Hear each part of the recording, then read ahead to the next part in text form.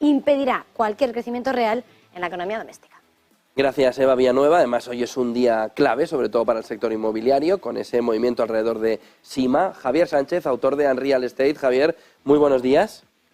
¿Qué tal? Buenos días, José Antonio. No solo día, semana, ¿no? Tenemos, por un lado, SIMA, el mayor salón inmobiliario, y el domingo elecciones autonómicas y municipales, que han puesto en el punto de mira a la vivienda. Hablas hoy en Unreal Estate de unos efectos retardados en el inmobiliario. Yo no me ha quedado claro. ¿Qué significa? Bueno, yo venía un poco más optimista, pero escuchándote con el tema de guindos y con el posible default de deuda pública en Estados Unidos, parece que la cosa es grave. Pero bueno, te voy a dar mi perspectiva. Lo que está ocurriendo o la última hora, digamos, en el sector inmobiliario, es que efectivamente el impacto de la inflación y de las subidas de los tipos de interés en el mercado de la vivienda, pues es una realidad. Y el inmobiliario, como sabes, necesita mucho capital, y ese capital, en su mayoría, nos viene normalmente de fuera. No lo generamos nosotros en España, sino que dependemos de inversores de fuera. Lo que los inversores están mirando en este momento, parte de las elecciones, que lógicamente generan incertidumbre, porque nunca sabes lo que te puede pasar en función de quién gobierne, y además da igual, o sea, no es que da igual, sino que se suma a toda la parte autonómica y municipal, la parte, digamos, estatal, con leyes como la de la vivienda, con lo cual el popurrí es impresionante. Pero lo que están mirando sobre todo ahora mismo son los efectos retardados que tienen la inflación y las subidas de tipos de interés para decidir qué hacer. Para decidir si wait and see, si esperar un poco más, o para retomar las inversiones, porque desde el punto de vista inmobiliario España sigue siendo un país muy atractivo. Entonces, como las cajas fuertes tienen una apertura retardada, bueno, pues los tipos de interés, las subidas de los tipos de interés en concreto, también, ¿no? Entonces, de forma inmediata, una subida de tipos de interés se traduce en un mayor coste de la deuda para empresas y particulares. Pero a medio y a largo plazo existen otros efectos retardados que son los que hay que mirar con cuidado, ¿no? Por ejemplo, ante una subida de tipos de interés, un efecto retardado es el menor precio de los activos inmobiliarios y de las acciones, una menor inversión en compra de vivienda y contracción del crédito al particular. Otro efecto es la aparición de más alternativas de inversión de bajo riesgo, que hay que tener en cuenta, y la mayor exigencia del capital a sus inversores, ¿no? A sus inversiones con riesgo. Entonces, si tenemos una fotografía de Lagarde con su escalera, esa escalera que se ha montado desde julio del año pasado, pues es una escalera donde el precio del dinero, pues lógicamente ha subido hasta el 3,75, ¿no? Y solo un ajuste en los precios puede suavizar el acceso, digamos, a la vivienda.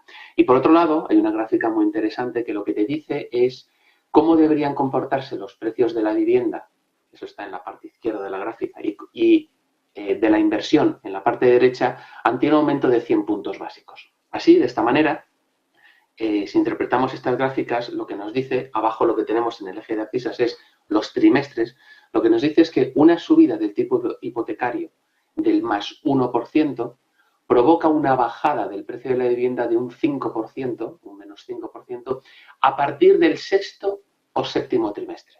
Es decir, hay un efecto retardado. Entonces, dado que los tipos están al 4, prácticamente, pues en pura teoría, el precio de la vivienda podría bajar del entorno del 20% y la inversión en vivienda podría disminuir del entorno del 25%, si le hacemos caso a solamente las matemáticas, ¿vale? Claro, todo esto empezó en julio del año pasado. Estamos entre el tercer y el cuarto trimestre. Entonces, la historia es, oye, ¿qué pasará entre el sexto y el séptimo trimestre? Que es lo que muestran las gráficas donde se produce el efecto de verdad. Bueno, pues esa es la expectativa que están esperando, o es lo que están mirando, ese efecto retardado es lo que están mirando los inversores. Entonces, como te decía, no siempre las matemáticas dan con la clave, ¿no? Y es probable que veamos bajadas en el precio de la vivienda, pero especialmente en segunda mano, que además representa el 90% del mercado, ¿no? Y que está en manos de particulares. En cuanto a la obra nueva, hay tan poca oferta respecto a la demanda que es muy posible que no se vaya a resentir, ¿no? Pero esto es básicamente lo que está ocurriendo, porque las casas no se improvisan, aunque se ofrezcan 180.000 en pocos días, eso no están mañanas disponibles, y lo que es importante ahora es si esos efectos retardados se van a cumplir o se van a mitigar por otros muchos efectos que puedan ocurrir en la economía. En términos de inversión inmobiliaria, hablamos de términos adelantados, de ver cómo se puede ir a adelantar. También mirar indicadores en Estados Unidos puede ayudar a adelantarse aquí. ¿Nos puede servir ver lo que ya está sucediendo en Estados Unidos? Bueno, los inversores, muchos de ellos son americanos y miran el mundo, el resto del mundo, desde la perspectiva americana, desde la perspectiva de Estados Unidos. Si tú eres un inversor e inviertes en muchos países del mundo y en tu país las cosas van relativamente bien, pues tienes un sesgo positivo. Si en tu país las cosas van muy mal, sinceramente no te metes en ningún lío fuera, ¿no? Entonces, hay alguna gente que está empezando a mirar qué es lo que ocurre en Estados Unidos e intenta, de alguna manera, adelantarse. ¿Por qué? Pues porque en grandes impactos económicos como el de la vivienda, aunque los mercados sean muy diferentes, el mercado de la vivienda en España y en Estados Unidos no son exactamente iguales, pero sí que es verdad que hay tendencias que a los 18 o 24 meses lo que ocurre en Estados Unidos se traslada a España. El que lo sepa leer, el que tenga la audacia, el que sea listo y el que tenga cash, puede cerrar operaciones muy interesantes en un momento en el que ahora mismo puede haber gente con presión, con mucha incertidumbre, con ganas de deshacer una posición, con dinero más viejo, y puede haber gente que pueda, digamos, con dinero más nuevo, tener oportunidades de comprar realmente barato.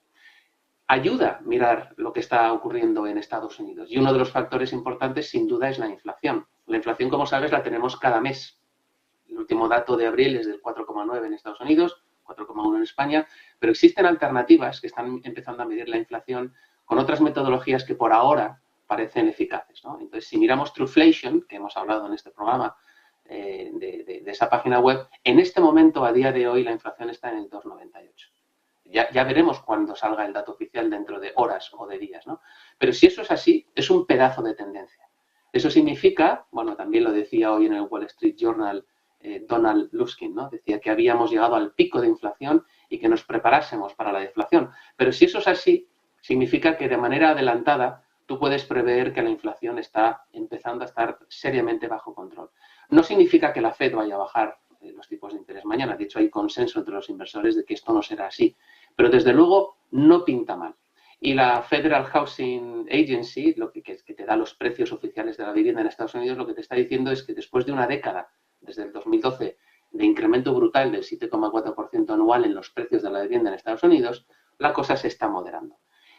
Y la vivienda influye en el 23% de lo que es el índice de inflación en Estados Unidos. Con lo cual tenemos una inflación que parece que está bajando de manera seria en Estados Unidos, habrá que confirmarla, y unos precios de la vivienda que desde luego no están creciendo como antes y que se están estabilizando.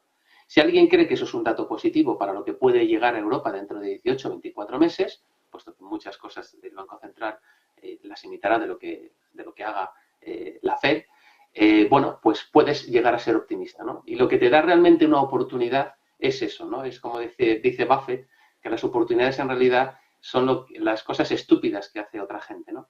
Entonces ahí sí que puede haber buen momento para gente que prevea que en los próximos 18 o 24 meses en Europa y en España en concreto las cosas no van a pintar tan mal. Bueno, pues si tienes esa audiencia y ese cash, como te decía, puedes tener muy buenas oportunidades. El informe de Bankinter, para cerrar un poco todo este argumento, es el de que, bueno,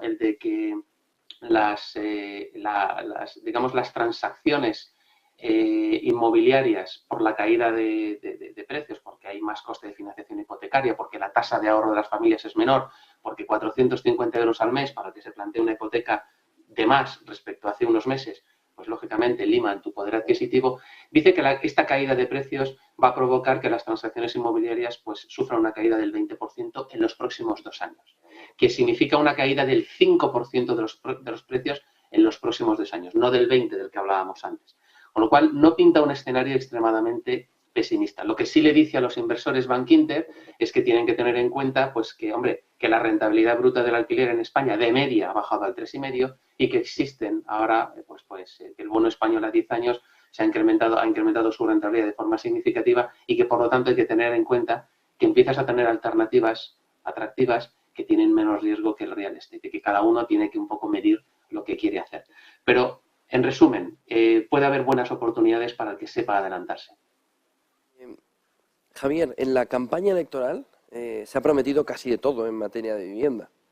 ¿Cómo puede un ciudadano entender las distintas propuestas, dado que esto está afectando sobre todo, va a afectar mucho a la riqueza de tanta gente? Pues mira, hay una página que se llama Open Manifesto Project, que recomiendo que visite la gente, donde tienes por partido político, prácticamente unos 30 partidos aparecen ahí, y por temática, y una de ellas es la vivienda, tienes un buscador con filtros que te permite entender perfectamente lo que ofrece cada partido. Algunas cosas son reales, otras cosas son irreales, pero es una forma de entender lo que ofrecen, puesto que al final esto afecta a la riqueza de muchísima gente y la vivienda se ha convertido de repente en un tema central, tanto en estas elecciones como próximamente en las de diciembre. Esto puede aportar un poco a la gente de a pie visibilidad sobre lo que ofrece, digamos, cada uno. También te digo que no se está atacando el problema de verdad por parte prácticamente de ningún partido, que es el que realmente este país, este sector, ahora mismo está fabricando una vivienda por cada 2 nuevos hogares que se crean. Eso significa que en 5 años no habrá pisos para todos y que la verdadera clave está en estimular la oferta, no está en cebar la demanda. También es verdad que la capacidad de los políticos de fastidiarla es inversamente proporcional a la deuda que tiene un país. Y ya sabes que la deuda que tenemos es bastante alta. Por lo tanto, la verdad es que da igual quién lo haga o quién gobierne, su capacidad va a estar bastante restringida. Pero bueno, dentro de eso hay colores, ¿vale? Y hay distintas ofertas. A lo que hay que proporcionar claramente es seguridad jurídica, sin ir más lejos con leyes como una ley antiocupación. Hay que fabricar suelo para incrementar la oferta en las zonas tensionadas, que es donde está el problema. Hay que agilizar la normativa urbanística para responder a las necesidades que tiene la ciudad, que son cambiantes. Hay que crear vivienda asequible en aquellos lugares de mayor crecimiento económico. Hay que crear un parque público grande de viviendas en alquiler. Hay que multiplicar o elevar al cubo la colaboración público-privada y no hay que cebar necesariamente la demanda, ya sea topando precios o ya sea avalando el acceso al crédito. Lo que hay que hacer realmente es estimular la oferta. Pero esta página, sin duda, ayuda mucho para ir con la conciencia tranquila el domingo a votar. Por último, ¿qué tenemos en la intersección de tecnología y real estate, Javier, esta semana? Sí, pues mira, están pasando muchas cosas interesantes. Zillow, que es el idealista en Estados Unidos, el gran buscador de vivienda, pues ha empezado a sacar búsquedas con soporte tipo ChatGPT, con soporte de inteligencia artificial generativa. Esto significa que a preguntas como, oye, muéstrame todas las casas de 3 o 4 habitaciones porque necesito una para teletrabajar, que estén a la venta en, me lo invento, Chamartín, cerca de colegios a los que pueda llevar a mis hijos andando y que tengan cocina abierta. Este tipo de búsquedas que hasta ahora podían costar mucho tiempo y una investigación muy ardua por parte de un cliente, de un usuario, se podrían hacer tranquilamente como le hacemos preguntas de este tipo a ChatGPT para buscar inmuebles. Eso, que haremos un monográfico de esto, puede empezar a cambiar la verdadera naturaleza de cómo se está buscando vivienda y de cuáles son los criterios que por un lado están los de metros cuadrados, precios, distribución de la casa, digamos lo que son core de la casa cuando buscas una casa, pero que están mezclados ya con estilos de vida. Oye, quiero tener una cafetería cerca o quiero tener un colegio, porque quiero ir andando, etcétera, etcétera.